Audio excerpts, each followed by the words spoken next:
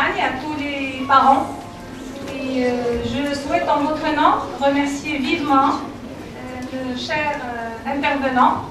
C'est des personnes qui appartiennent au domaine de la santé, fidèlement bien sûr à la thématique d'aujourd'hui. Je sollicite de votre part des applaudissements très forts pour ces personnes-là. Ce que je peux vous dire qu'ils sont d'un grand calibre. J'ai été agréablement surprise aujourd'hui de faire la connaissance de plusieurs personnes. Je vous les présenterai par la suite. Mais avant de faire ça, je veux saluer toutes les mamans qui sont présentes aujourd'hui en train d'accompagner leurs enfants. Des applaudissements de tonnerre pour ces dames-là. Ça fait plaisir et ça témoigne des implications des parents pour accompagner leurs enfants à faire le bon choix. Alors, pour mes invités, j'ai avec moi monsieur Afif Lomolo, professeur universitaire, je pense. Madame Boria, très connue. J'ai aussi Dr Hamdani, qui va vous présenter par la suite. Bienvenue. Madame Boleyoun. Et la grande surprise, une personne aussi donneuse, qui opère dans le domaine de la médecine, qui vient de se joindre à nous, et il est prêt pour partager avec vous son vécu et toute son expérience professionnelle. Je vous demande d'applaudir toutes ces personnes-là.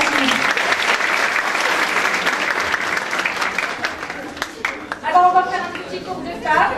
Bien, vous prenez la parole comme vous le souhaitez pour parler de vous. Un petit aperçu sur votre parcours professionnel. Allez-y. Et prêt pour partager avec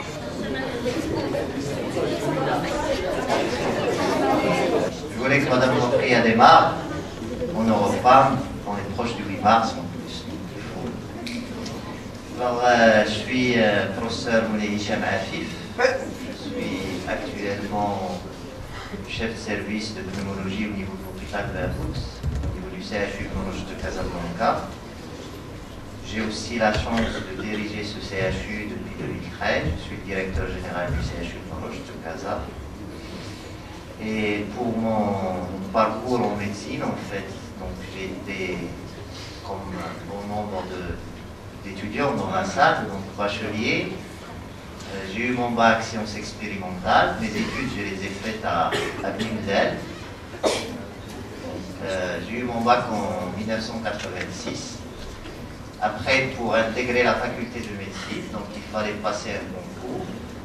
Et le concours était ouvert en fait à tous les bacheliers. Donc, et le Maroc était dans le temps partagé en deux. Il n'y avait que deux facultés de médecine, donc c'était celle de Rabat et celle de Casablanca. Donc on était 6000 personnes à passer le concours.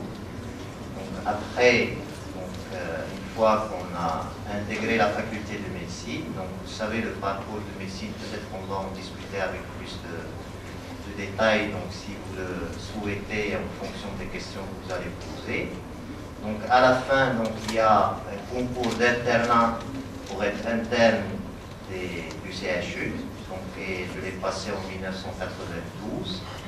Et puis par la suite, donc, le concours d'internat offre droit à la personne d'aller dans la carrière universitaire de médecine. Donc, et c'est après que je suis devenu assistant des hôpitaux du CHU, puis maître assistant, puis professeur agrégé, puis professeur de l'enseignement supérieur. Et bon, le médecin, donc, et ça aussi, donc, c'est quelque chose sur lequel il faut insister. Donc, il faut bien sûr être bon dans le domaine médical, mais aussi dans le domaine de la gestion, entre autres. Donc, c'est comme ça que je me suis retrouvé directeur de l'hôpital de Verboux, puis directeur du CHU. Donc, voilà brièvement mon parcours depuis le bac, donc jusqu'à ce jour. Voilà.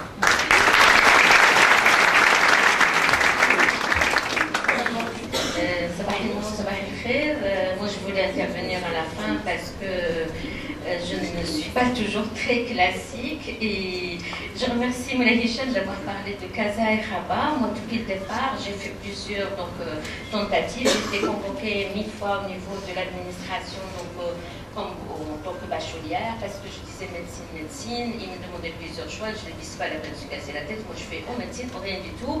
Et c'est simple, comme ça. Donc, moi, je suis partie à Rabat parce qu'il n'y avait pas encore Casablanca, mais je n'ai pas pu étudier à Rabat. Moi, je suis une vraie Casablancaise, je suis née à Casablanca. Parmi les rares personnes dans mon temps qui en sont nées à Casablanca, je ne supportais pas. Donc, si j'étais restée à Rabat, je n'aurais pas continué médecine, ça aurait été dommage pour moi. Après, il y a eu l'ouverture, on est venu à Casablanca, il y avait une grande sélection, on était 1500, on s'est retrouvés à 105 personnes à Casablanca en première année, parce qu'il y avait une année de préparation qui était dans le temps. L'essentiel, un parcours difficile. Moi, j'ai choisi l'université dès le départ. J'ai passé mon internat en 5e année, sans garantie. On était la première promotion d'interne de Casablanca. Moi, j'étais la seule femme ou fille, on veut dire, dans le temps. C'était difficile.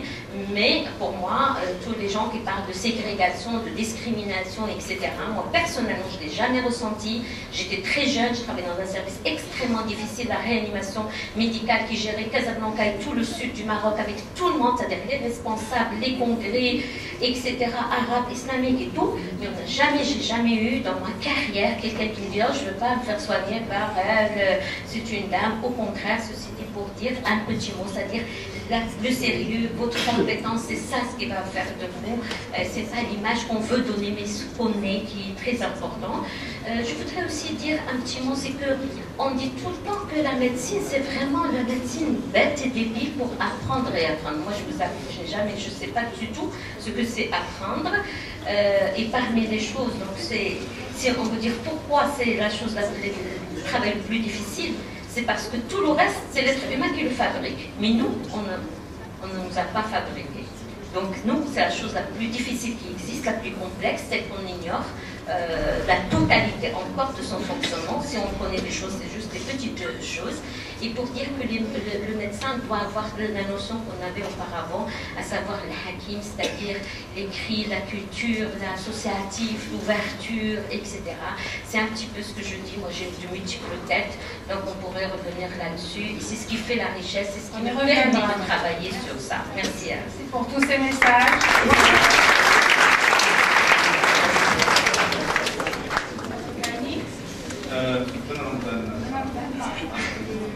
Je me présente d'abord, ce que je fais maintenant, je suis pharmacien biologiste, installé dans le privé, donc j'ai un laboratoire d'analyse médicale.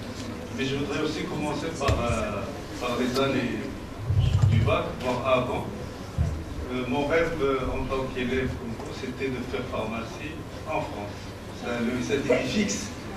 Il n'y avait pas la pharmacie au Maroc. Et bon, je n'ai pas pu avoir mon inscription directement, mais j'ai entendu parler d'un concours dans l'armée, parce qu'avant j'étais pharmacien militaire. Maintenant je suis parti en retraite anticipée. Alors, ce concours-là, on a passé, on était 600, il voulait 5 étudiants en pharmacie. Donc ça, c'est un message pour toujours y croire et tout faire pour réussir. Il n'y a rien d'impossible. Donc on a été sélectionné 5, on est parti en France, donc j'ai fait la pharmacie, j'ai fait un internat pour la spécialité de biologie, mais en même temps, j'ai fait aussi un doctorat, parce que j'aime beaucoup la recherche, j'ai fait un doctorat en toxicologie analytique. Alors tout ce qui est les techniques d'analyse, on a travaillé un petit peu sur la médecine légale, etc. Donc un double parcours. Après je suis rentré au Maroc, j'ai passé aussi d'être assistant, agrégé, etc., comme les professeurs ici présents, pour devenir professeur à la faculté de médecine et pharmacie au Rabat. Mon bac, je l'avais obtenu à Rabat. Donc c'était de 1998 à 2012. J'ai aussi voulu vivre une autre vie dans le civil, comme la majorité des gens. Alors j'ai pu quitter l'armée, et voilà, je me suis installé en tant que biologiste dans le territoire. Voilà mon parcours. Merci.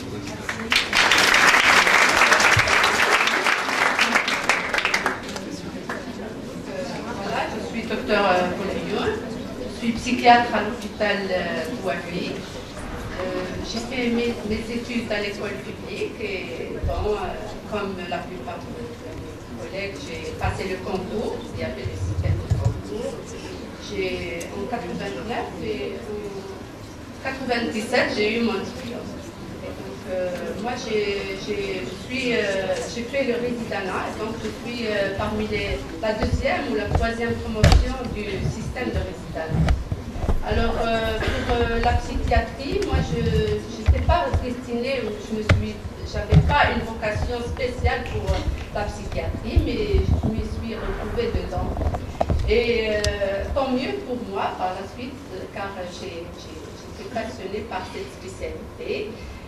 Et ma formation de médecin a été prédominante, alors que comme psychiatrie, il faut avoir quand même une double casquette de psychothérapeute et de médecin. Donc cette casquette de médecin a continué. J'ai eu mon diplôme en 2002 et j'étais affectée à Elsa. Donc à cette époque, j'étais la première spécialiste à Baltimore qui effectuait la consultation de santé mentale. Par la suite, j'ai regagné, j'ai oublié de vous dire que j'ai fait mes études médicales à Casa et puis j'ai fait ma spécialité à Rabat. Donc je suis mi-Casa, mi-Rabat. Donc j'ai allé sur Casa en 2007. J'étais proche de la fac et donc je sentais qu'il fallait développer encore plus ma casquette psychothérapie. Alors j'ai fait diverses formations, que ce soit à Casablanca pour la thérapie cognitive comportementale, pour la thérapie interpersonnelle. J'ai fait d'autres DU de pédopsychiatrie et là actuellement je fais un DU de psychogériatrie. Pour vous dire que la médecine, c'est un parcours de vie. On se forme tout le temps, on actualise nos connaissances. Et puis, comme l'a dit Mme Bortilla, ça demande, à mon sens, ça demande beaucoup de bon sens. Surtout du bon sens et d'avoir bien la tête sur les épaules, de pouvoir pallier aux différents problèmes qu'on nous rencontre. Donc, j'ai oublié de vous dire qu'à 27 ans, je me considérais toujours comme une étudiante. Et quand j'ai commencé ma spécialité de psychiatrie, j'étais confrontée d'un seul coup à la pathologie, à la prise en charge des patients. Et notre formation, bien que c'est affronté aux grosses pathologies, ça nous a permis de nous affirmer, de prendre des décisions et de nous assumer en tant que femmes et de ne pas laisser le statut de femme nous handicaper. Au contraire, il fallait se montrer forte et capable d'être pragmatique et de trancher dans des situations difficiles.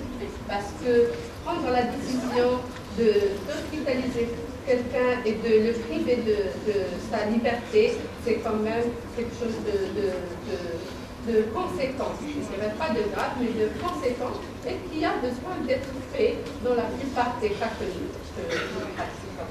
Voilà.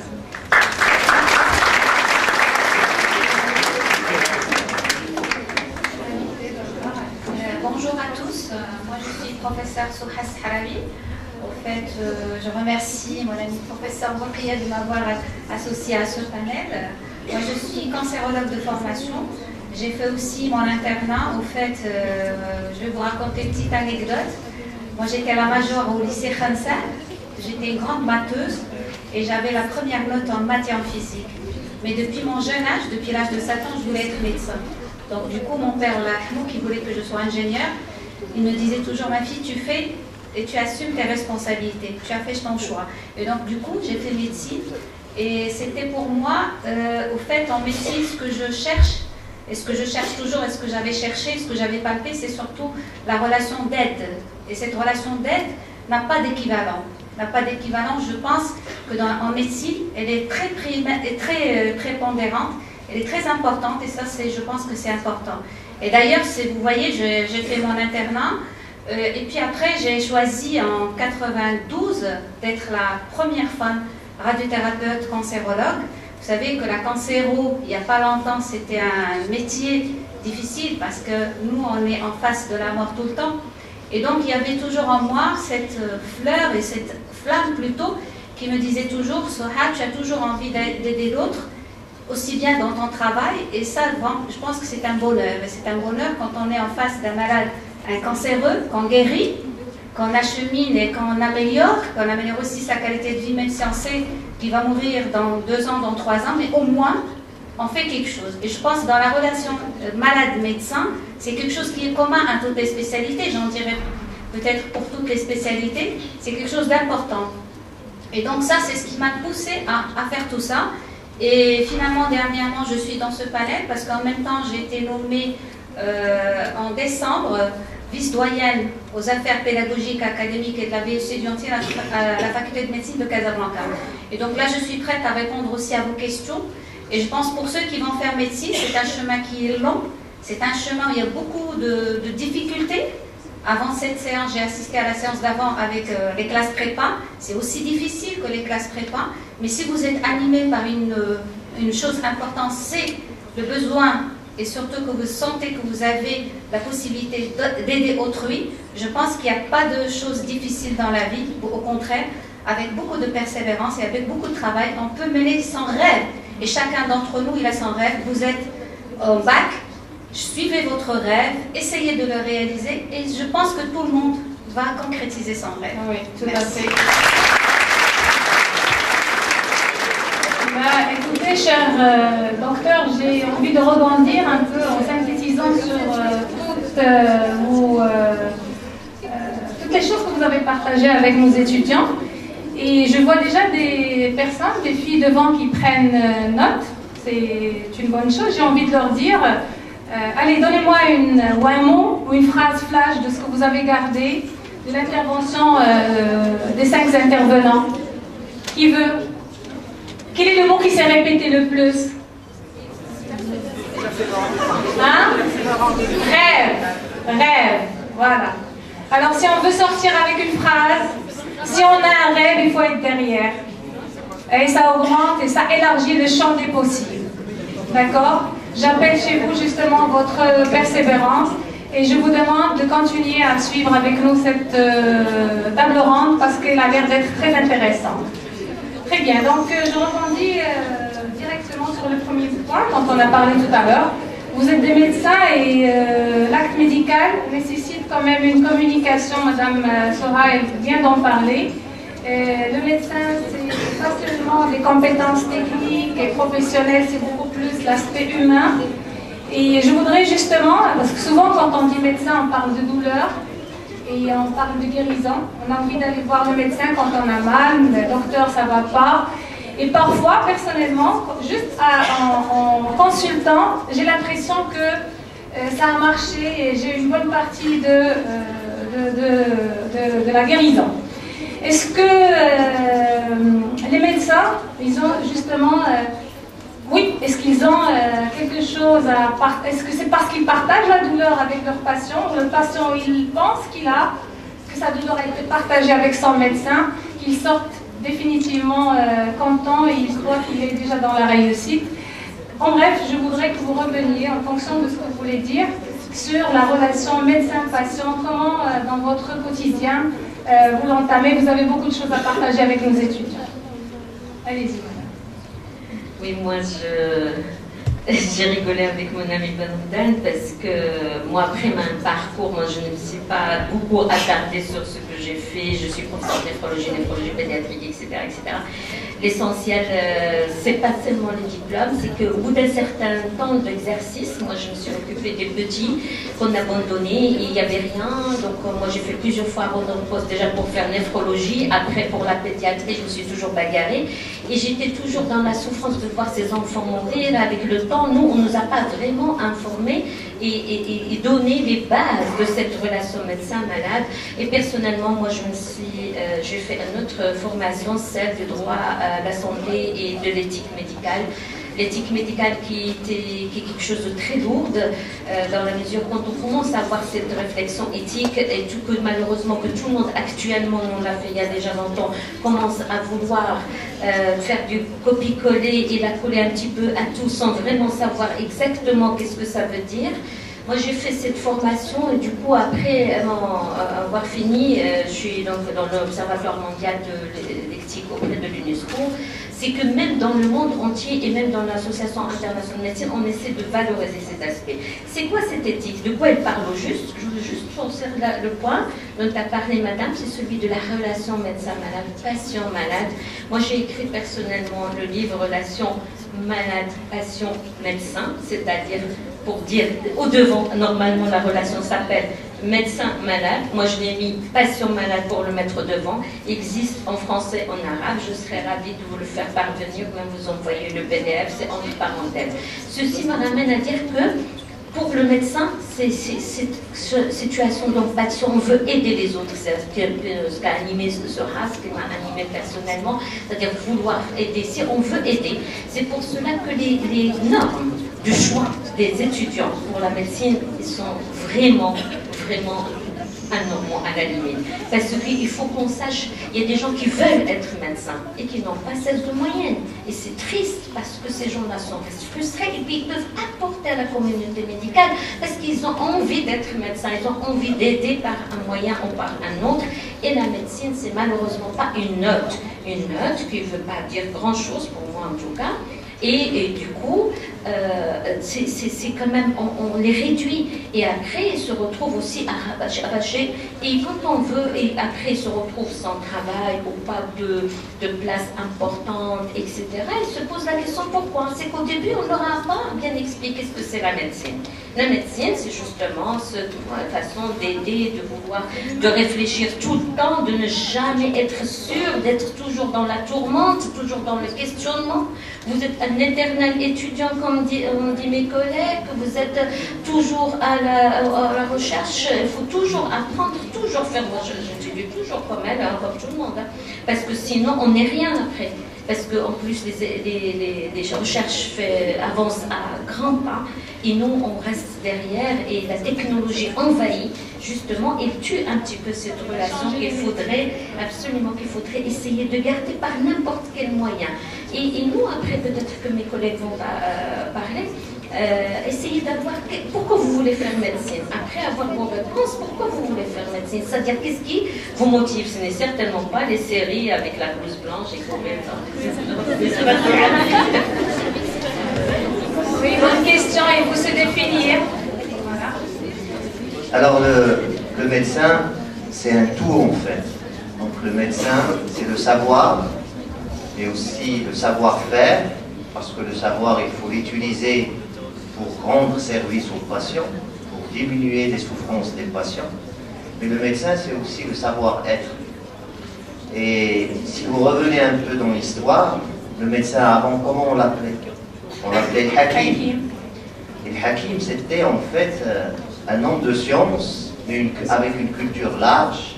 Et le Hakim, c'est quelqu'un de sage en fait, si on devrait traduire le mot Hakim, donc par le mot littéraire strict, c'est le sage. En fait, le médecin, c'est quelqu'un qui sait écouter le patient et qui montre beaucoup d'empathie lorsqu'il travaille et lorsqu'il a à gérer les problèmes des patients. Lorsque vous êtes médecin, les malades vous disent des choses qu'ils ne disent à personne, même aux personnes les plus proches.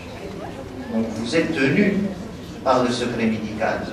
Mais s'ils vous disent ces choses-là, c'est pour que vous puissiez les aider. Et le médecin, en fait, c'est quelqu'un qui doit savoir écouter le patient, qui doit savoir communiquer avec le patient. Et beaucoup de gens vous le diront dans vos familles, dans votre entourage, et peut-être vous-même, ce n'est pas la même chose si vous partez chez un médecin qui vous écoute et qui après va vous prescrire un traitement, que si vous partez chez un médecin qui ne sait même pas donner la peine d'écouter ce que vous lui dites. Donc il vous donne une ordonnance et il vous renvoie. Donc ça, c'est pas sûr que ce traitement, vous allez le suivre. Et c'est pas sûr qu'il donne l'effet que vous voulez.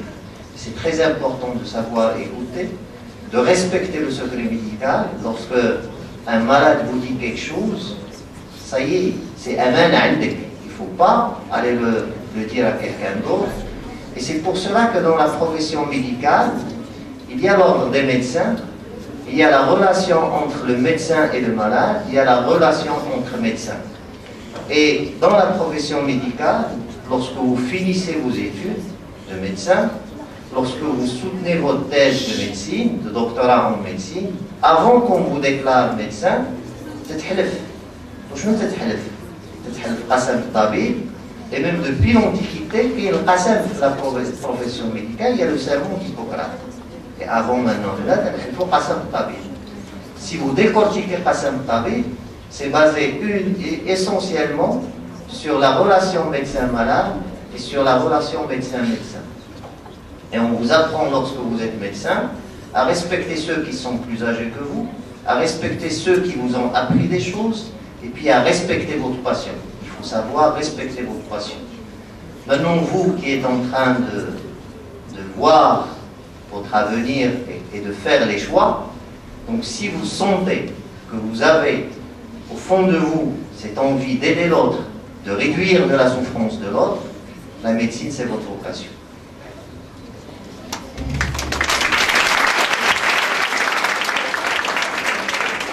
Je pense que c'est un point sur lequel nous revenons au niveau de l'empathie, hein, pour enchaîner avec ce que vient de dire Michel. Alors, sur la relation médecin-patient, patient-médecin, je voudrais souligner la dissymétrie qu'il y a dans cette relation. C'est-à-dire le médecin est toujours mis un petit peu au-dessus du malade. Et un bon médecin, c'est le médecin qui prend en compte cette réalité et qui la minimise au maximum pour donner confiance, pour rassurer le malade. Et de là, ça vient l'empathie et l'écoute, etc. Donc, un bon médecin, c'est un médecin d'abord qui écoute. Et je crois que peut-être dans certaines parties de notre société, des gens qui sont victimes et tout ça, il y a un nouveau patient. C'est un patient qui consulte Internet, oui, qui se documente sur sa maladie avant de venir. Il y a une notion que je viens de connaître, c'est la crise du savoir. Parfois, le patient connaît sur sa maladie plus que son médecin. Et là... puis, quand c'est le cas, docteur, moi ça m'est arrivé, quand une de mes filles tombe malade, alors je m'informe sur Internet et je pars consulter. Et bon, je dirais, heureusement, les médecins que j'ai consultés n'étaient pas dans l'acceptation. Est-ce que, je ne sais pas, c'est un tout normalement.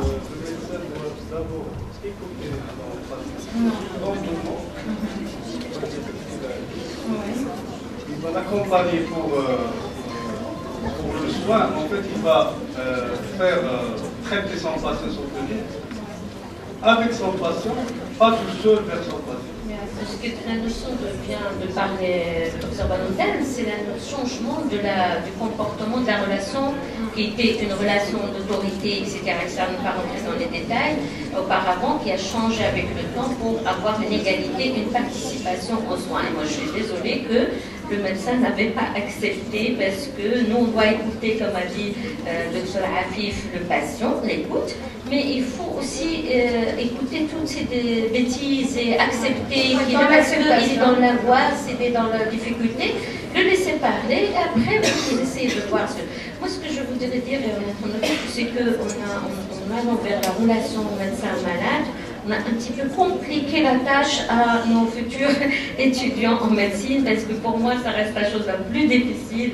C'est vrai que c'est la base de la médecine, mais si on reviendrait sur un petit peu la situation pratique, on arrivera au sur le médecin intelligent.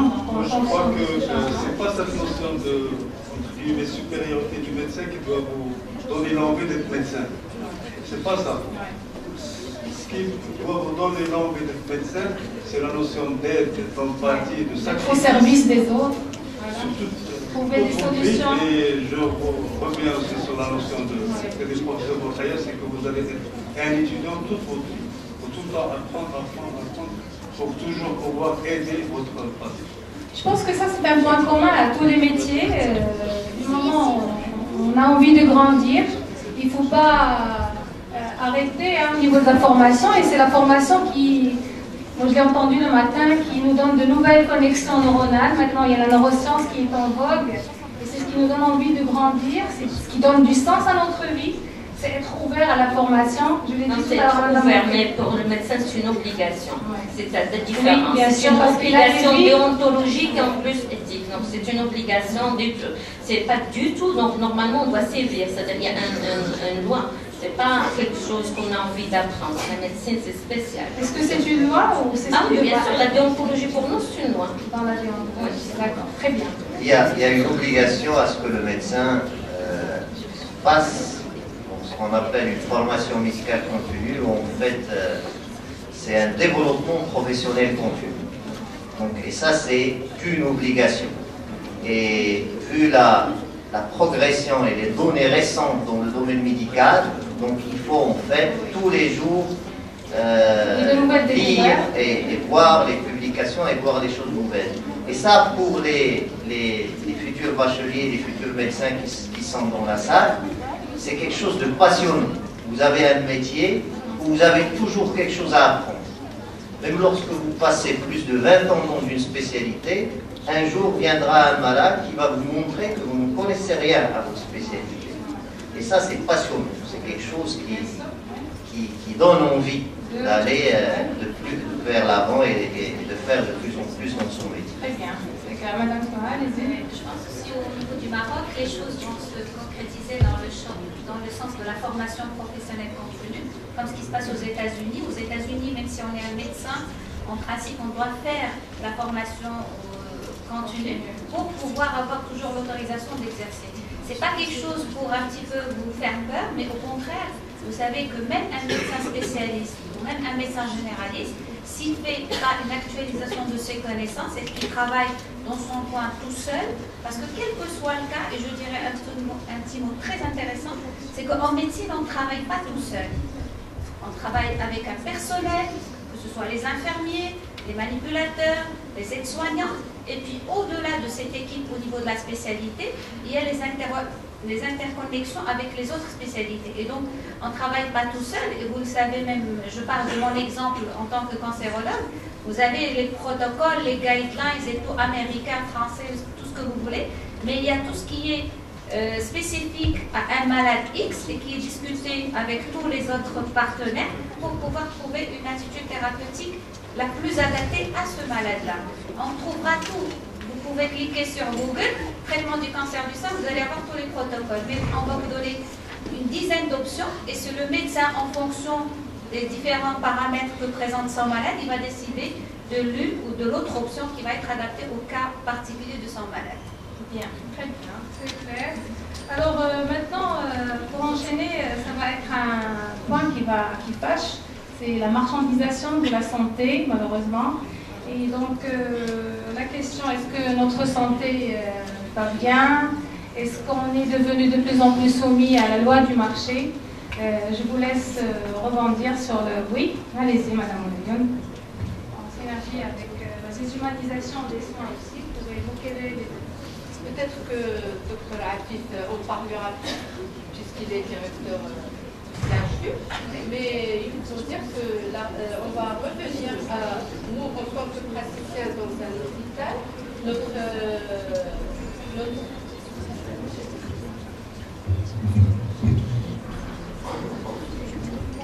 avec l'obligation des statistiques, de randomiser l'hôpital. La mission du médecin reste humaine. Elle reste humaine. C'est une relation entre le patient et son médecin. Et c'est une relation de confiance. Elle ne peut pas être sujette à cette marchandisation qui est au-dessus des capacités du médecin. Parce que le médecin n'est pas gestionnaire de l'hôpital. Il est là pour les patients. Mais c'est un constat, c'est triste malheureusement. Qui ne parle pas seulement de l'hôpital. C'est un constat et le médecin justement confronté à ces contraintes. Mais c'est sa relation qui va le sauver. C'est sa relation de confiance en expliquant aux patients ses limites scientifiques, ses limites de produire, de donner des médicaments, ses limites de faire des investigations à l'hôpital avec son savoir, avec sa recherche, avec son imagination du soin. Et c'est au médecin de lui expliquer et de gagner sa confiance et de se prescrire. Et là, quand on gagne la confiance du patient, quand on l'écoute et quand on lui explique, quand on l'informe, il peut te trouver des alias et comprendre cela. Mais quand on prend, il parlait tout à l'heure mes collègues, c'est une relation de collaboration. Une relation de collaboration où le médecin apporte son savoir scientifique et le patient apporte son savoir de sa maladie. Il est le seul à ressentir ses hallucinations, il est le seul à ressentir ses symptômes. Et donc, le médecin, il est là pour l'informer, pour relever ses compétences et pour lui trouver des solutions qui l'arrangent lui dans sa démarche. Sur mesure, on peut s'exprimer ainsi. C'est en fonction de la tête, en fonction de l'attente et du préacquis socio-culturel du patient.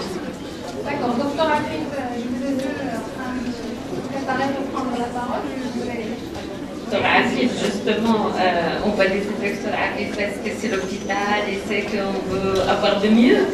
Moi, je pense que votre question allait surtout pour essayer de ressortir les différentes mauvaises expériences, les médias, tout ce qui s'est dit dans les médias, les journaux, etc., sur l'utilisation des patients en tant que marchandises, que commerce et tout. Et c'est ce qui fait un petit peu peur à la population et ce qui amène aussi à une perte de confiance dans cette relation. C'est-à-dire que les gens commencent à perdre confiance dans ce qu'on peut dire le médecin traitant, dans ce qu'il peut leur proposer, ce qu'il les oriente ici parce qu'il y a un bénéfice, ce que son donne ce médicament parce qu'il y a eu une certaine motivation d'un laboratoire quelconque, etc.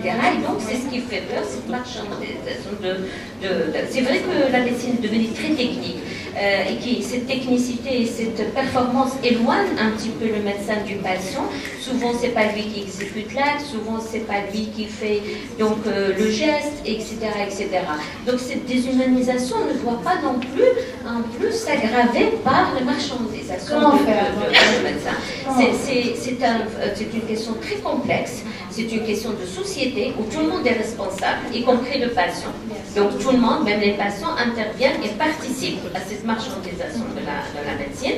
Et c'est une responsabilité collective, particulièrement dans le secteur libéral, pour humaniser, pour structurer et pour contrôler. Et c'est, comme on disait tout à l'heure, l'ordre aussi a un rôle à jouer dans ça. Et je crois qu'on est en train de faire un certain nombre d'efforts pour contrecarrer, pour garder l'image du médecin avec la bonne relation patient-médecin qui va dans le bon sens et qui essaie de protéger, parce que le rôle du médecin, c'est que ces actions se font toujours dans un cadre informel où il y a des actions de la part de l'État justement pour rétablir cette relation.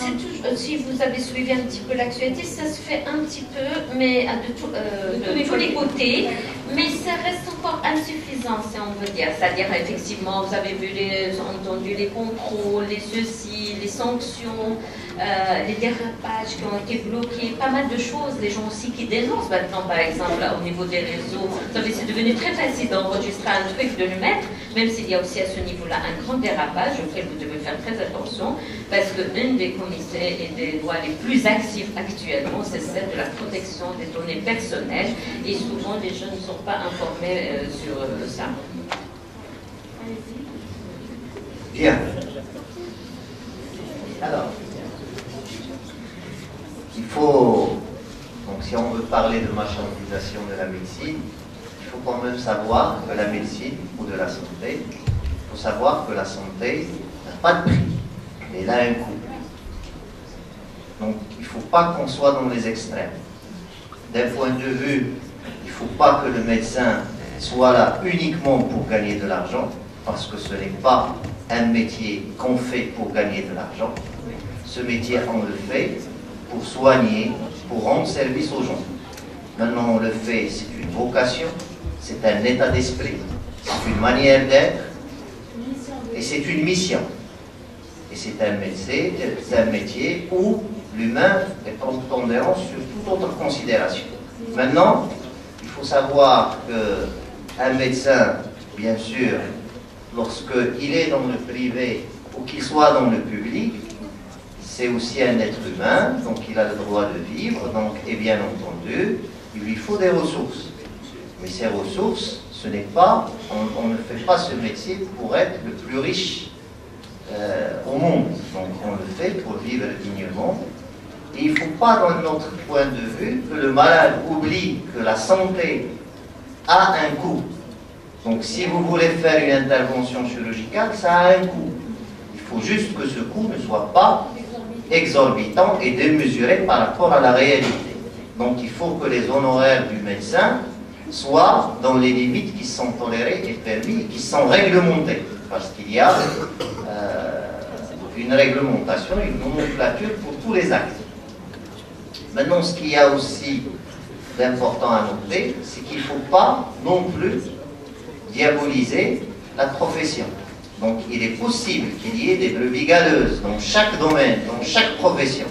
Il ne faut pas que cela soit considéré, qu'on n'ait pas, donc, à cause de cette personne-là, donc à mettre tout le monde dans le même panier et à dire que tous les médecins sont les mêmes. Parce que si c'est fait, quelles que soient les personnes qui vont vers ça, donc ça va en fait enlever cette confiance qu'a le malade dans son médecin. Si on perd la confiance médecin-malade, ça devient après très difficile de soigner. Parce qu'il ne faut pas que le malade, lorsqu'il part chez un médecin qui soit dans le public et dans le privé, parte avec la suspicion, parte avec l'arrière-pensée. Est-ce que je vais être bien pris en charge ou est-ce que le médecin va chercher par tous les moyens à gagner de l'argent sur mon dos? J'ai envie de poser une question à ce niveau-là. Concrètement, c'est un constat, malheureusement un triste constat, mais comment faire des actions concrètes? Alors c'est très important. D'abord dans les études médicales.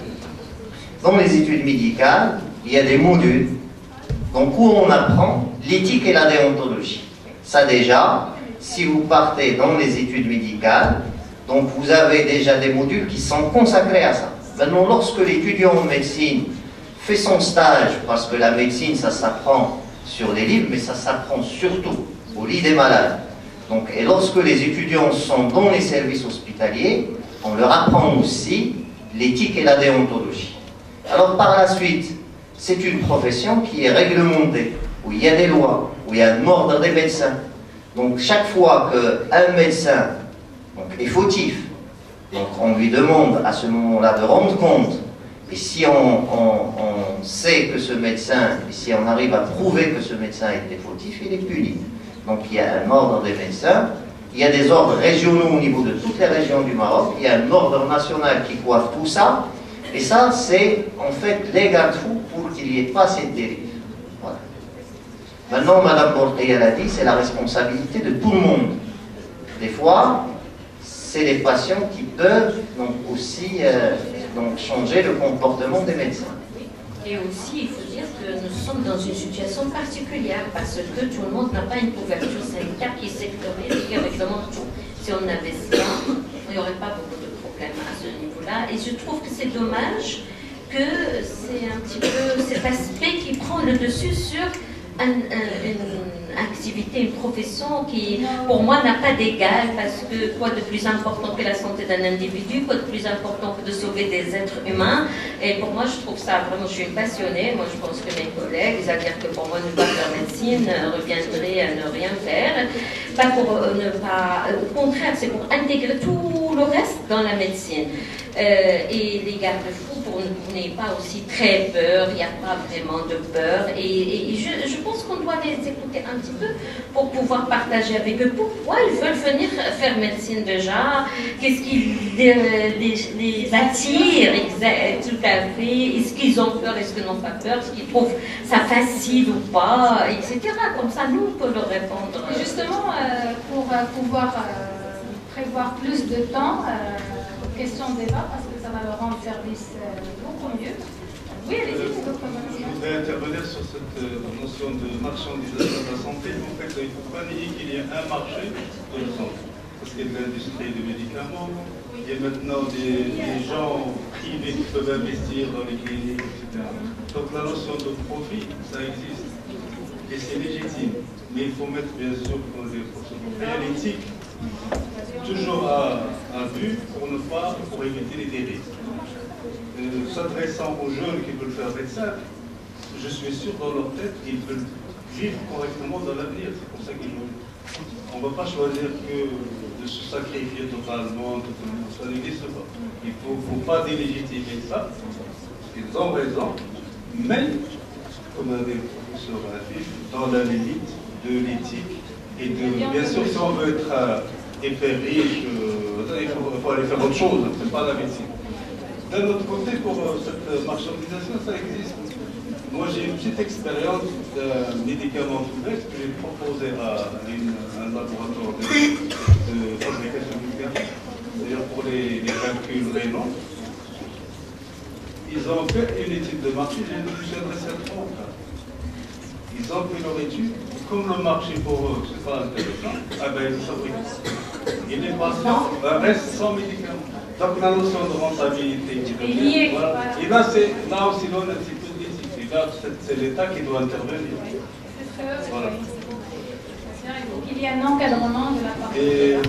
moi, je m'adresse encore aux jeunes, bien sûr, parmi tous ou une partie d'eux vont être des médecins, pour avoir la mentalité de changer tout ça dans l'avenir. Voilà ce qui vous attend. Donc, si vous voulez devenir médecin, voilà. Portez cette mission avec vous en repartant à 1h30. Voilà, changer un peu. Changer de mentalité et changer les choses. Oui, vous êtes d'ailleurs les porteurs de votre rêve. Et bien sûr aussi un petit peu de nationalisme, il faut aider votre pays, il y a plein de malades, il y a des séquences alimentaires, il faut aussi avoir ça à l'esprit, se sacrifier un petit peu pour améliorer les choses au Maroc, bien sûr, loin de cette notion de marchandisation qui malheureusement existe quelque part.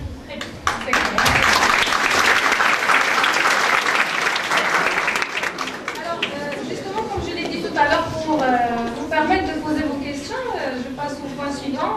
Je pense qu'on a quand même anticipé sur les points à débattre dans cette conférence, mais je reviens tout de suite. Sur ça, un médecin intelligent et demander la définition. Allez-y.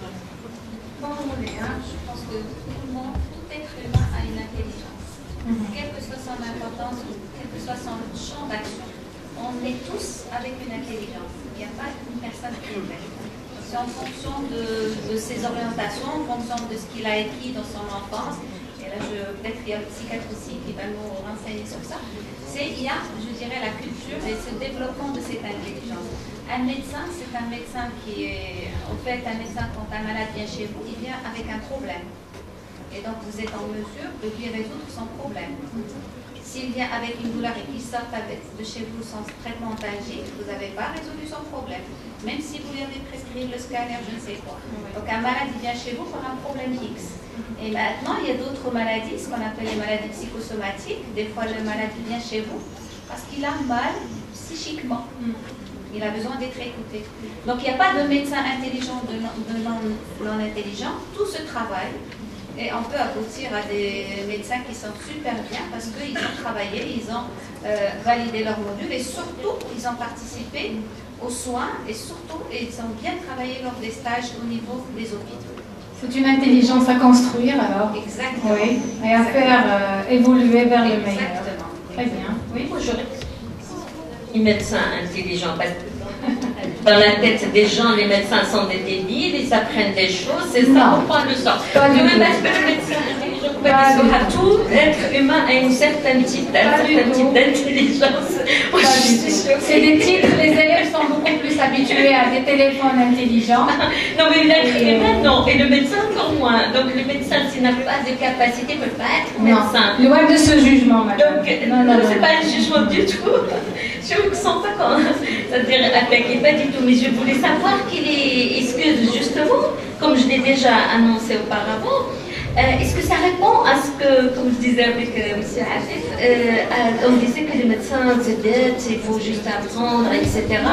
Pourquoi on prend les gens... non, je ne polémique pas, c'est juste de la philosophie, de la réflexion avec les jeunes. Donc pourquoi on ne prend pas on prend des scientifiques? C'est pas parce qu'ils ont étudié maths ou physique, non. C'est parce qu'ils ont eu un apprentissage de certaines techniques, de régler des problèmes, de faire une synthèse de ces éléments et de donner des conclusions. C'est ça ce que vous devez apprendre pour la médecine. C'est pas du tout cette note au niveau mathématique ou physique qui va vous permettre d'être de bons médecins ou d'accéder à la faculté. Non, c'est surtout cette synthèse et cette analyse.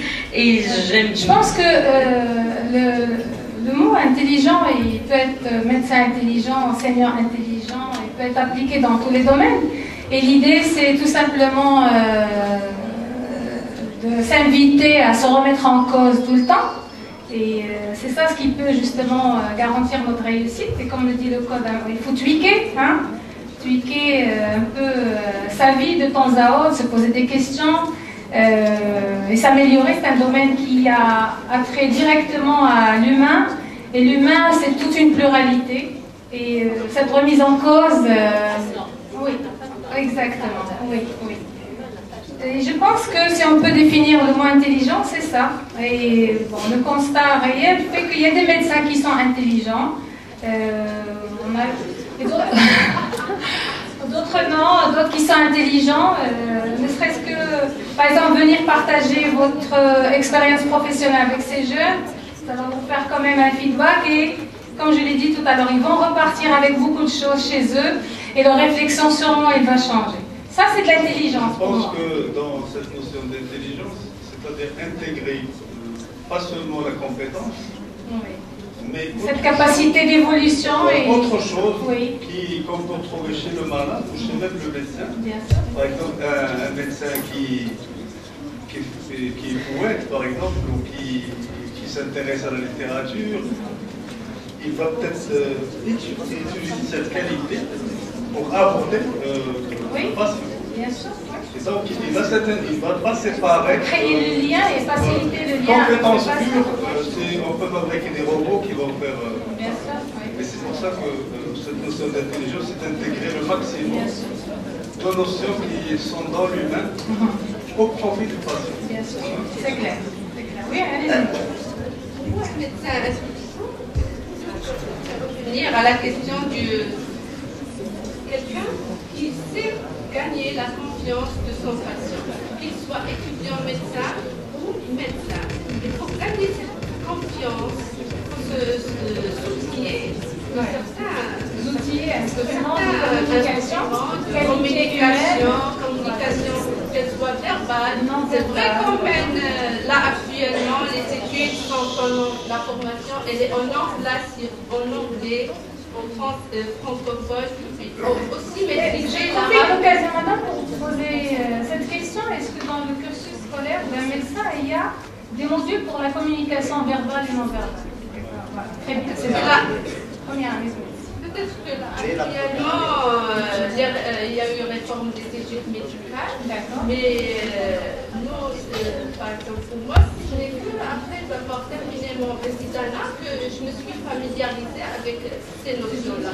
Et ce sont des notions qu'on voit. Il faudrait les maîtriser en nous. Bien sûr, il faut les incarner. Et par la suite, les utiliser et les professionnaliser et savoir écouter le patient, l'accepter et communiquer avec lui, avec son langage, être proche de lui. Est-ce que ça demande du temps? Ça demande du temps de s'approprier ces outils. C'est un exercice continu. Quand on est étudiant, on sera amené à pouvoir faire des gestes et on pourra. Il y a un patient se la saveur. Il ne vous laissera pas le toucher, surtout là actuellement. Si vous ne gagnez pas sa confiance, il vous laissera pas. C'est des systèmes qui sont complexes, chaque fois c'est un cas. Vous avez besoin quand même d'être, comme je l'ai dit, c'est ça ce que tout le monde a dit, c'est-à-dire que la médecine, même s'il y a une initiation à X ou Y, déontologie ou communication ou autre, c'est une initiation. C'est pas en première année qu'on apprend à traiter ou à communiquer avec un patient qui a un néo, par exemple. C'est en forgeant, c'est pas possible, c'est aussi quelque chose qu'on vous montre, comme tout le reste de la médecine. C'est pas une fois que vous avez fait ces 6 ou 7 ans que vous êtes un bon médecin, non, c'est en travaillant, en performant, etc. Et moi, pour moi, c'est intelligent, donc on peut... Moi, je voulais juste dire que, en fait, on l'a toujours dit, et feu notre maître, professeur Harouchi, dont il parlait beaucoup. Donc il faut, un médecin, c'est une tête bien faite, c'est pas une tête bien pleine. Parce que le savoir en médecine, il est tellement immense. Ben, si vous faites que accumuler le savoir, c'est l'inondation du cerveau. C'est l'inondation du cerveau et ça ne mènera pas très loin le médecin. Par contre, une tête bien faite, donc c'est une tête intelligente en fait, qui sait utiliser le savoir qu'elle a acquis et puis qui sait aussi utiliser ce qu'elle doit utiliser en tant que médecin, c'est-à-dire la communication, le savoir-faire. Et puis un médecin, c'est un cursus, c'est un parcours, c'est des études déjà de lycée, et puis par la suite c'est des études médicales, et c'est en fait, c'est un médecin, c'est un projet. Donc, et c'est une construction qu'on fait d'une personne. Et puis, si vous prenez un médecin qui ouvre un cabinet, il devient par la force des choses gestionnaire. Donc, et ça, donc quelque part aussi, donc on apprend aux gens aussi ça, ils doivent l'apprendre. Donc on fait un médecin par la force des choses, donc il doit avoir plusieurs facettes. Et je pense que ça devient un médecin intelligent, en fin de parcours.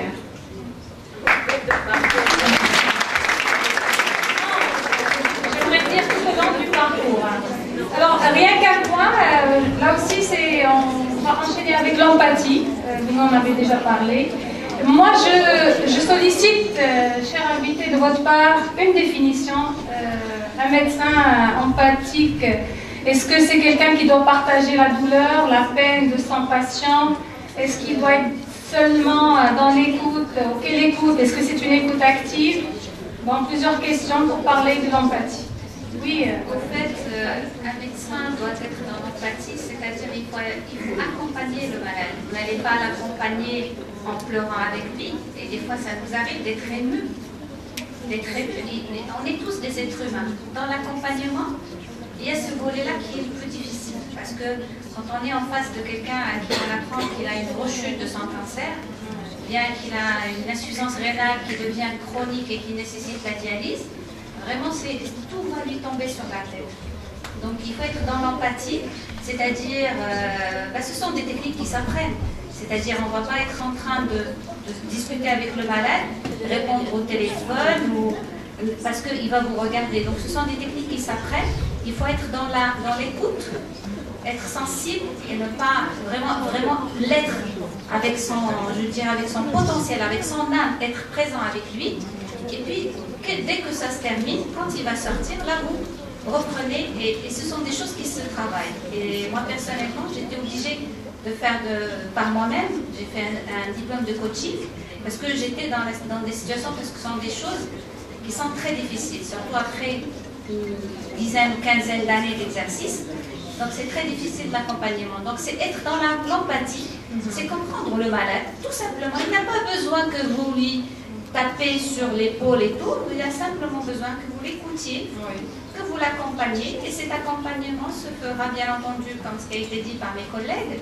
Ça ne s'apprend pas durant la carrière durant votre vie d'étudiant, ça s'apprend après, parce que quand on devient médecin généraliste ou spécialiste, il nous faut un certain temps d'exercice pour apprendre à faire des choses. Et je pense que vous devinez, tous les médecins, ce sont des étudiants jusqu'à leur retraite ou sinon jusqu'à leur mort. On est tout le temps des étudiants. En train d'apprendre. Ce qui est bon, c'est qu'à un moment donné, on décide de devenir inarrêtable par cette envie d'apprendre et d'être ouvert, en pleine ouverture mentale, bien sûr, sur le monde. Je vous remercie. Alors, tout de suite, je pense... oui. Les questions débat. Voilà, j'ai déjà des doigts qui se lèvent. Bonjour, je m'appelle Lisa Lester, élève de lycée Jean-Paul-Joseph-Lely, deuxième année bac sciences physiques action français. Premièrement, je veux bien remercier pour vos informations. C'est vraiment... ma question, c'est quelles sont les difficultés qu'un bachelier va le confronter dans les premières années en médecine au Maroc ou bien à l'étranger? Aussi, on veut quelques conseils pour les secondaires. Merci. Merci à toi, merci. On va prendre quelques questions et après vous rebondissez. Oui, bonjour, je m'appelle Soukaina, je groupe collège lycée Eldila. Ma question c'est, en fait, par exemple, si on est sensible de nature, est-ce que ça peut être un atout pour réussir dans médecine et tout? Bien, ça peut par le temps nous détruire et à force juste de regarder des gens mourir, des gens vraiment qui se sentent mal. Est-ce que ça peut nous casser par la suite? C'est clair, Soukaina, c'est en relation avec l'emploi. Oui, c'est noté. Bonjour, tout d'abord je tiens à remercier tous les intervenants pour votre présence. Donc j'ai deux petites questions. Tout d'abord la première, comment peut-on demander à un médecin de cultiver l'humain en lui alors que la société fait de la médecine un marché et des soins une marchandise? Puis, dans un monde en constant changement, où on nous dit que les métiers d'aujourd'hui pourraient disparaître demain, pensez-vous que la profession de médecin pourrait laisser la place à une machine, une technologie de pointe, ou des soins à distance ou des techniciens? Merci. Claire.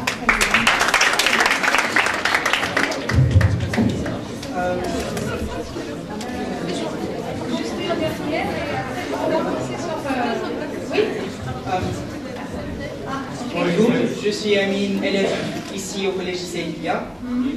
Vous avez parlé de la notion de la relation médecin et malade. Alors, comment faut-il former un médecin pour qu'il soit fondamentalement humain? Et pensez-vous qu'un double diplôme, contrairement au domaine de l'ingénierie, pourrait, par exemple, faire médecine et avoir un diplôme en gestion financière et, ou management, pourrait aider à former un médecin polyvalent? Merci d'avoir partagé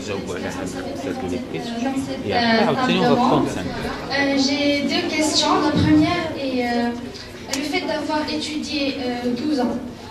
Comment vous pouvez créer un équilibre entre votre vie professionnelle, peut-être des enfants, un époux et une épouse, et votre rêve? Oui, moi, vous avez la carrière. Vous avez...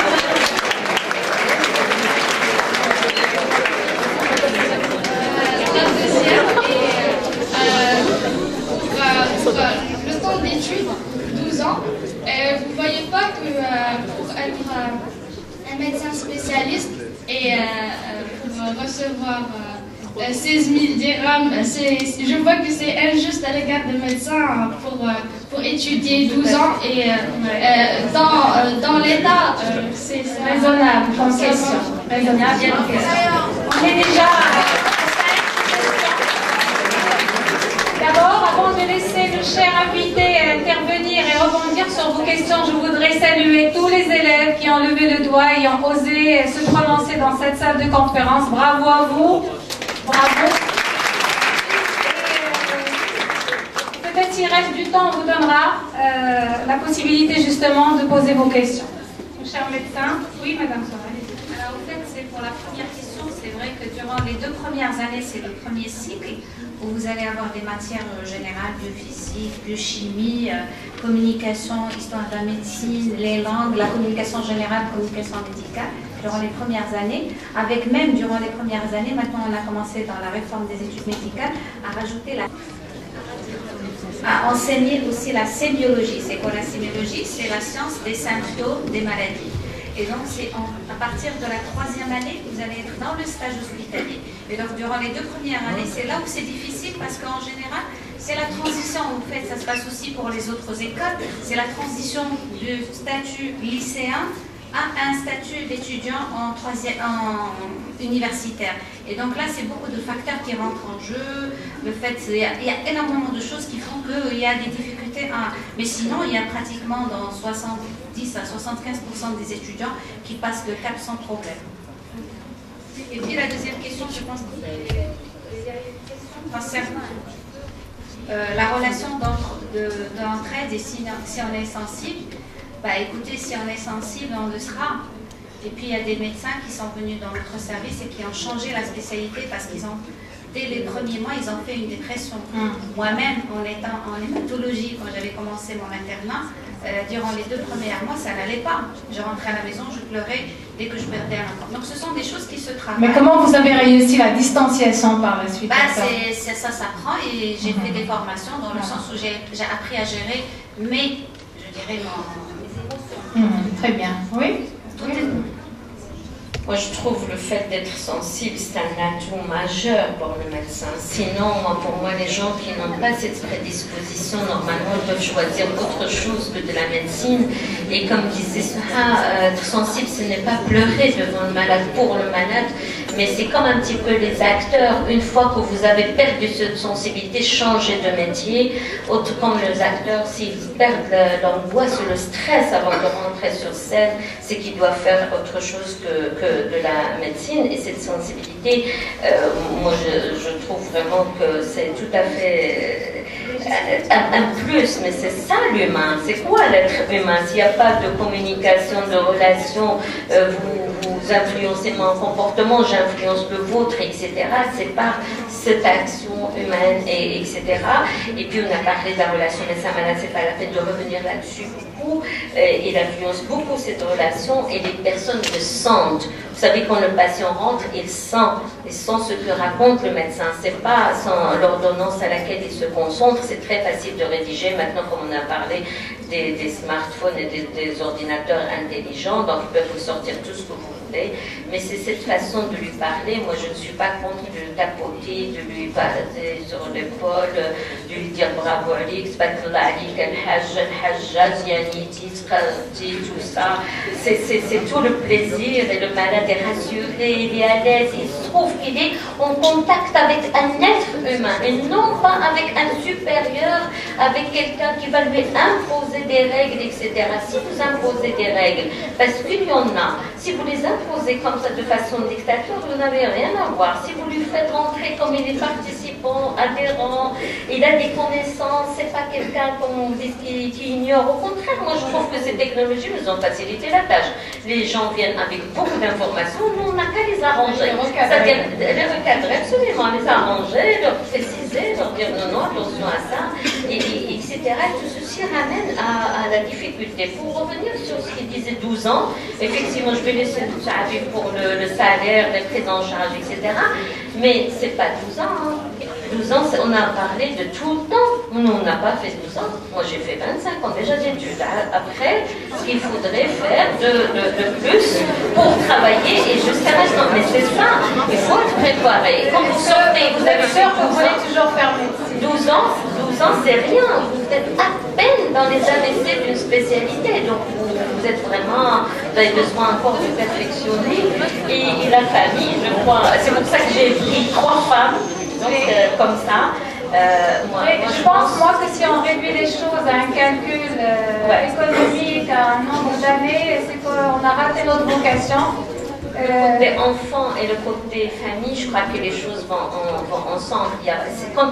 Du moment que si l'être humain commence à séparer une vie et une vie, c'est qu'il devient déjà dans la pathologie, je le serai, c'est toute la vie, c'est-à-dire les enfants, quand ils voient leurs parents, particulièrement leur maman travailler, soyez sûrs qu'ils vont travailler de toute façon. Ils ont un modèle. N'est-ce pas, docteur? C'est ça que, comme les enfants ils sont encore jeunes, moi j'essaie de leur donner l'exemple. Ils sont 26% dans les études. Bien sûr, oui. Parce que l'apprentissage, la plupart des choses qu'on apprend se font pas parce qu'on va les lire, parce qu'on va imiter d'autres personnes. Voilà, très bien. Oui. Et en coaching, en relation toujours avec les neurosciences, il y a une stratégie qu'on appelle la stratégie de la gravure. Quand on a des modèles devant nous, des modèles, que ce soit un papa, une maman, un proche, des modèles qui ont réussi. On n'a pas à les rejeter, au contraire, on doit les les étudier, les diagnostiquer pour faire de même. Pour la question du salaire, bon, je dirais, moi, l'empathie n'est pas exclusive pour le médecin.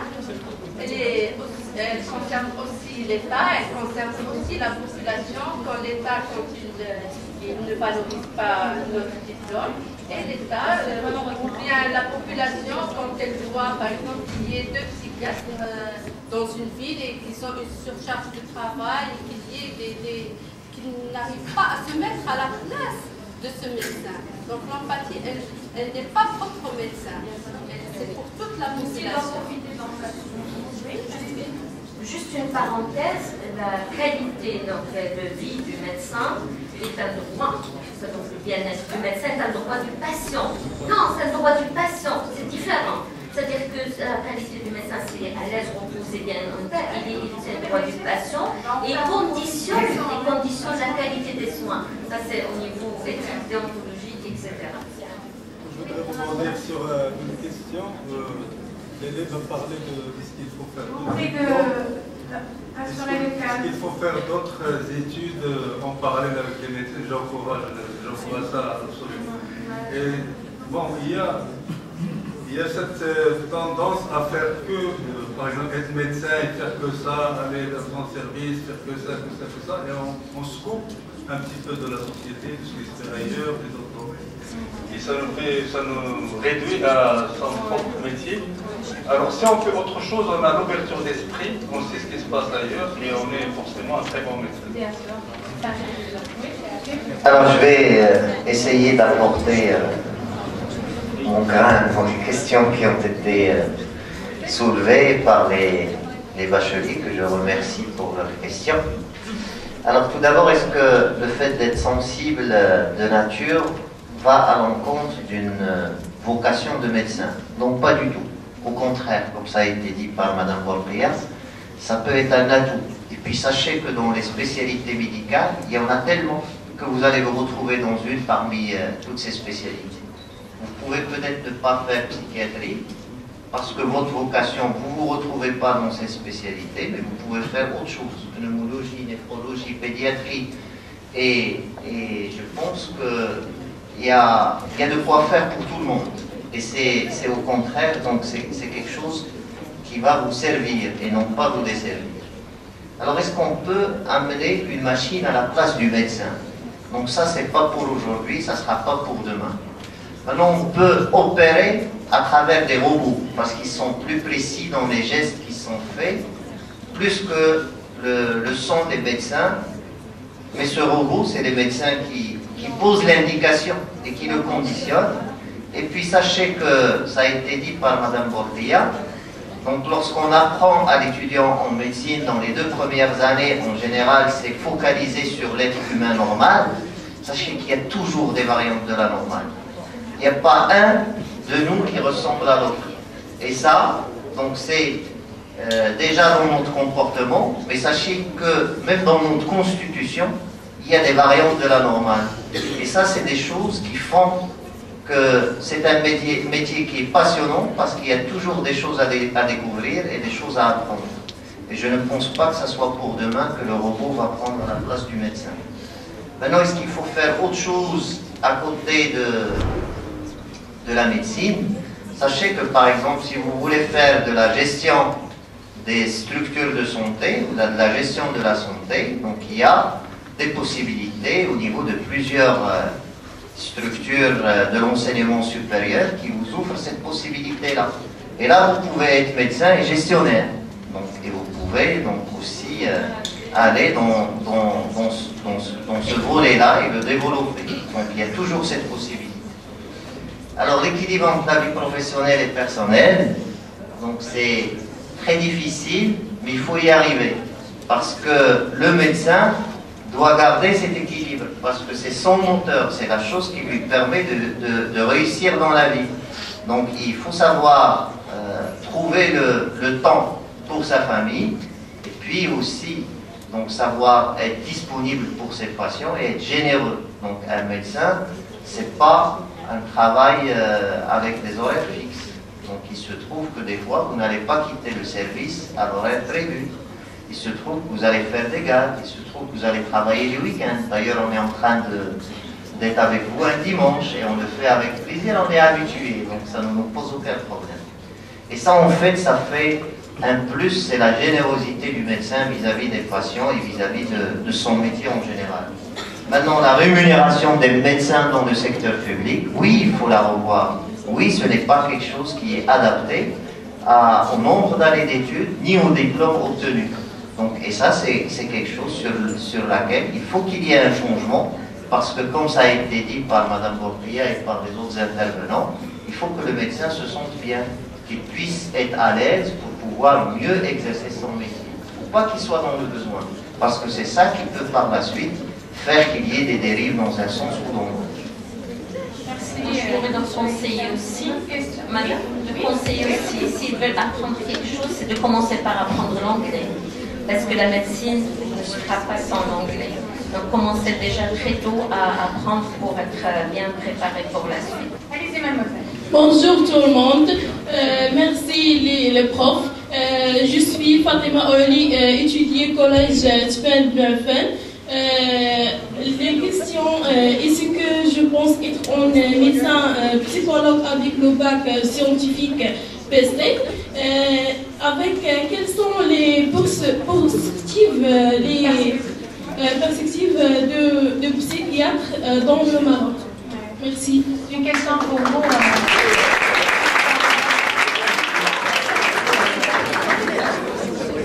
Allez-y, oui. Donc, c'est une étudiante en bac scientifique qui s'intéresse aux études en psychiatrie et elle s'interroge aussi sur les perspectives de cette discipline. Donc, pour être psychiatre, comme on l'a dit au début, il faut être médecin.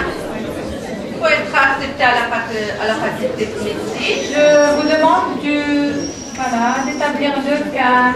Merci. On écoute. Terminer ses études, obtenir son doctorat et puis faire le concours de spécialité. Et si vous êtes accepté en tant que psychiatre et que vous terminez, vous avez, je pense, 3 options. Que ce soit être recruté dans le secteur public, donc, ou en privé, vous faites votre propre cabinet, ou bien être professeur universitaire. Et voilà, c'est très bien. C'est clair. Oui.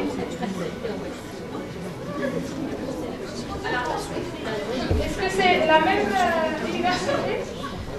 Oui, en fait, c'est la même chose que vient de dire ma collègue. Oui. En fait, vous savez que les notes pour accéder à la faculté de médecine, vous avez le bac et puis il y a très souvent la note d'accès pour pouvoir passer le concours, parce qu'il faut passer le concours d'accès à la faculté de médecine. Donc en général c'est des notes qui sont très élevées, pratiquement 16, des fois 16 valent quelque chose. Oui, c'est très exigeant. Et puis pour la psychiatrie, c'est ce qu'a dit ma collègue. Et donc après, vous allez faire, après la médecine générale, vous allez soutenir votre diplôme. Et puis après, vous faites votre résidat. Vous passez encore un concours. Et en fonction des postes ouverts, vous allez avoir, en fonction de votre classement, le choix de pouvoir faire psychiatrie. Donc c'est toujours des steps et c'est toujours des concours à passer. Très bien. Être psychiatre, c'est pas être psychologue. Il faut différencier entre psychiatre, qui est médecin, et psychologue et psychanalyste. Ce sont des choses complètement différentes. C'est clair. Alors on a moins de 10 minutes, on prendra deux questions. Mademoiselle est déjà debout, oui? Puisque debout. Bonjour. Premièrement, je veux questionner. En France, il y a un concours très connu appelé PACES. Vu votre expérience, j'aimerais bien vous questionner, est-ce que l'on peut débuter la médecine en Maroc puis la terminer en France sans aucun problème? Je ne parle pas de la spécialité, je parle des études 8 ans, médecin généraliste. Ok, une autre question, la dernière, ici, allez le micro. Ici, devant. Bonjour, passez le micro, s'il vous plaît. Je peux parler? Allez-y. Je vais tenir compte de les seuils considérés au niveau pour accéder aux facultés de médecine. Je vois qu'ils exagèrent trop au niveau des seuils, spécialement au niveau pour les filières si difficiles comme les sciences maths, je pense que c'est un peu difficile d'avoir une note comme 17-16 pour accéder à une faculté de médecine. Là, je réponds tout de suite, peut-être moi, pour laisser les...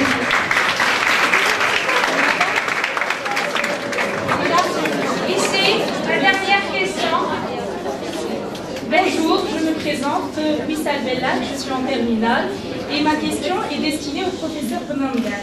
S'il vous plaît, selon vous, quels sont les avantages de la médecine militaire au Maroc? Les avantages bénéficiaires. Alors, comme je l'ai promis, allez-y, mademoiselle, la dernière question ici. Bonjour. Sachant bien que le parcours des études de médecine prend c'est un long parcours, je veux juste savoir, ça influence parfois psychiquement sur l'élève.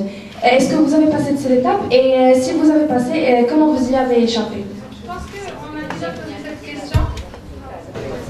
Bonjour, je voulais poser une question. Au niveau du Maroc, est-ce qu'il pourrait être un pays initiateur pour la recherche médicale? Est-ce qu'on pourrait être l'un des pays qui commence à trouver des solutions, pas qui attendent qu'on les trouve avant de pouvoir les utiliser? Merci. Ok, merci. On finit en beauté avec une question qui relève de la macroéconomie, peut-être. Allez, je vous prie de... Voilà. Je voulais juste parler effectivement d'injustice. On est à Saïd maintenant. D'injustice des notes. Pour moi, les notes, je l'ai déjà dit au début, qui ne veulent pas dire grand-chose, qui sont très différentes selon les filiales, effectivement, et qui peuvent être mélangées, différentes selon les villes et tout. Et donc ce seuil, il pénalise un certain nombre de bonnes volontés qui veulent faire médecine qu'on perd. Mais le nombre étant important, je ne sais pas, et donc il a fallu trouver des solutions, donc une limite. Peut-être qu'on doit faire comme des pays qui sont très avancés dans le Covid. Malheureusement, la France, ce n'est pas toujours l'idéal, c'est-à-dire avoir de bonnes notes dans telle ou telle matière. Parce que c'est très très important, être sélectif. C'est ceux qui font sciences maths, qui veulent faire vraiment médecine, on ne peut pas les perdre parce qu'effectivement en maths, ils ne peuvent pas avoir 16 ou 17 ou 19 même facilement.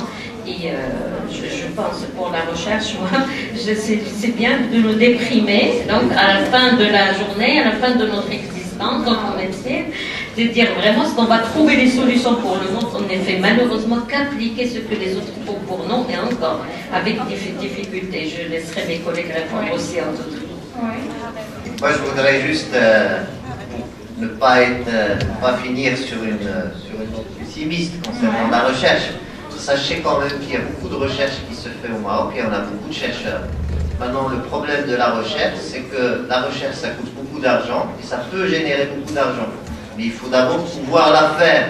Donc, il faut pouvoir la faire, c'est de permettre aux chercheurs d'avoir tout le nécessaire pour qu'ils puissent faire leur recherche, et puis aussi de payer ces chercheurs.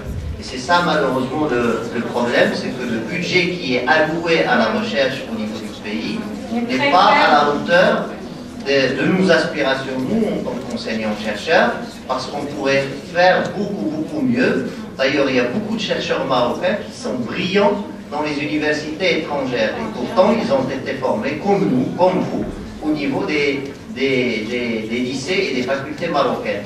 Donc le problème de la recherche, c'est un problème d'argent. Ce n'est pas un problème de connaissances, ni de chercheurs, ni de volonté. Le budget alloué à la recherche scientifique est très faible. On fait de la recherche, on peut appeler ça clinique. On essaie d'adapter un petit peu des choses, on essaie de voir un peu ce que notre épidémiologie frappe, on essaie de travailler un peu dans le continent. Personnellement, par exemple, on adapte des protocoles au niveau de l'Afrique, notamment francophone subsaharienne. En fonction d'un contexte, on peut faire ce qu'on appelle de la recherche clinique. Mais la recherche fondamentale proprement dite, ça je ne pense pas qu'on pourra le faire d'ici 2 jours. Je voulais aussi réagir par rapport à ce qui a été dit sur le seuil d'accès. Je vous rejoins parfaitement. Je trouve que ce n'est pas juste les notes qui sont demandées. D'ailleurs, d'année en année, des fois, ça atteint des pics. Ça devient vraiment très anormal, pour ne pas utiliser un autre terme. Et je pense qu'il y a une réflexion à mener sur ça. Donc, avant c'est vrai qu'il y a de plus en plus de bacheliers et de gens qui réussissent le bac, mais avant, toutes les personnes qui réussissaient leur bac avaient le droit de passer le concours de médecine. quelle que soit la mention qu'ils ont obtenue. Donc maintenant, c'est sûr qu'avec le nombre, c'est difficile d'organiser un concours pour 10 000 personnes, pour prendre par la suite 400 personnes sur des débits, mais je pense qu'il faut qu'il y ait une réflexion pour ne pas arriver à des moyennes, je vais dire, exorbitantes et laisser passer la chance de certains étudiants qui auraient pu être de brillants médecins, même s'ils n'ont pas eu les 16,80 pour passer le concours. Alors je pense que ce HAP peut répondre. Docteur Bocrier voulait tout à l'heure... Oui, en fait, concernant la moyenne, c'est quelque chose qui est décidé au niveau du ministère et au fait, il y a tellement de demandes. En principe, on demande aux étudiants, aux bacheliers de s'inscrire et après, on prend pratiquement, si on a besoin de 400 personnes, on va multiplier ce ratio par 6. Et donc 6, ça fait 4 000 et quelques, donc on va prendre 4 000.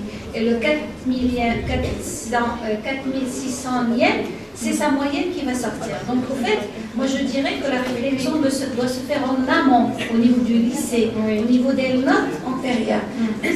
Il y a beaucoup de disparités qu'il faudrait peut-être étudier, et c'est un débat qui est national, parce qu'on ne peut pas avoir un étudiant ou un bachelier qui a 19 de moyenne, ou 19,5. Donc c'est des choses qui doivent être discutées en amont, et je pense qu'il y a beaucoup d'idées, aussi bien au niveau du décanat à l'échelle nationale, de trouver des solutions à ça. Il y a possibilité aussi de prendre les notes des matières scientifiques, donc il y a beaucoup de choses qui devraient bouger. Donc c'est beaucoup plus dans ce sens-là qu'il faudrait peut-être remonter en amont, et ça c'est une chose qui nous dépasse. Espérons pour vous et pour les générations futures que ce train s'officialise et qu'on ne prive pas des personnes qui présentent des profils de bons médecins. On les verra justement être privés de ce noble métier. Pour répondre à la question de la jeune fille pour l'accès à la médecine militaire, donc il y a une école service santé militaire à Rabat, donc il y a une sélection à part des bacheliers. La note, je crois que c'est un peu plus élevé. Vu le nombre qu'ils demandent, donc les études, c'est à l'école, à la faculté de médecine de Rabat, donc vous êtes avec les autres étudiants.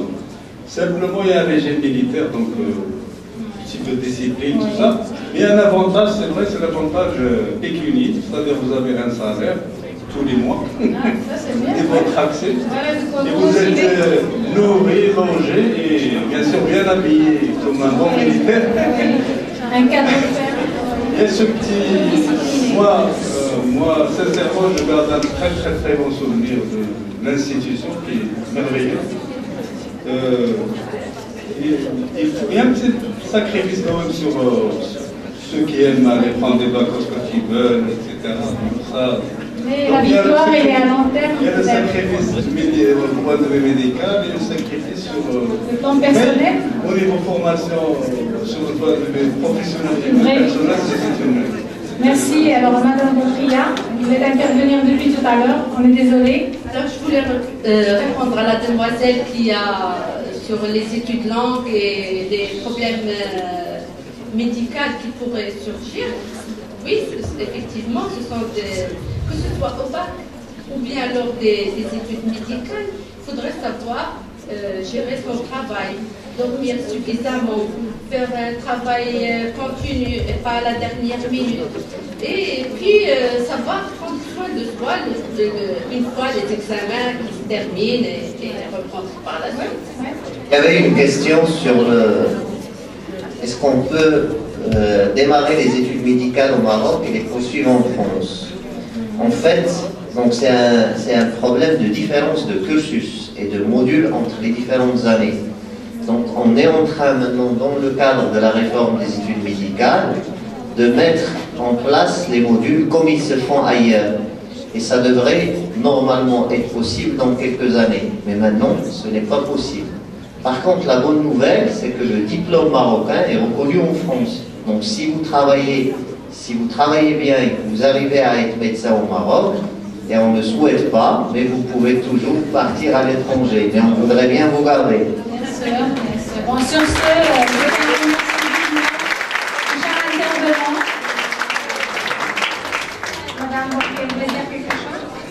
Non, c'est vrai, parce que voyant un petit peu leurs angoisses, leurs questions en matière de vie, etc., on voit qu'ils voient vraiment la réalité. Et cette réalité n'est pas toujours simple, mais c'est avec la bonne volonté, avec la résistance. Vraiment, il faut pas persévérance. Ce que dit Mme Boulayoun, il faut prendre soin de soi, se reposer, vous n'aurez pas de repos, il n'y a pas de repos, il n'y a pas rien du tout. Quand vous rajoutez autre chose, comme moi, quand il faut écrire, c'est du 24 heures, presque du 20 heures sur 24 heures. Donc c'est impossible. Donc c'est un métier prenant, mais très passionnant. Pas de plus passionnant que de travailler qu'avec les êtres humains. Et merci beaucoup. Merci à vous. Nous tous, on les remercie de nous avoir donné l'occasion d'être avec notre jeunesse marocaine qu'on a. Merci à vous. Au revoir tout le monde. Bonne chance. J'étais très heureux de venir ici avec le groupe scolaire Ilbilia pour parler en fait avec les bacheliers des études médicales, de la profession de médecin, des débouchés qu'il offre, de tout ce qui la concerne, de loin et de près. Et c'était vraiment un partage très important et très enrichissant. Donc, et c'était vraiment avec beaucoup de plaisir qu'avec mes collègues qui étaient avec moi pour animer cette table, qu'on a pu répondre aux questions des bacheliers, et j'espère qu'il y aura beaucoup de futurs médecins dans le groupe et qu'on aura pu montrer ce que c'est que la profession de médecin aux futurs bacheliers, et qu'on a créé des vocations et qu'on en verrait pas mal dans cette profession, Inch'Allah, dans l'avenir. Bonjour, je m'appelle Lamia Elouahrouchi et j'ai assisté aujourd'hui à une table ronde qui a été organisée au groupe Ilbilia sur le thème « Cultiver l'humain par une intelligence plurielle ». Et donc, cette table ronde d'aujourd'hui a été sous le thème effectivement précis de la médecine. Et plusieurs thématiques effectivement ont été abordées, dont l'empathie médicale, l'intelligence d'un médecin et plusieurs autres thématiques. Je trouve que la table ronde d'aujourd'hui a été très intéressante et très enrichissante, dans la mesure où elle a permis aux étudiants d'avoir plus ample connaissance avec le domaine médical, mais aussi d'avoir des informations riches et spécifiques par rapport à leurs questions personnalisées. Et merci beaucoup.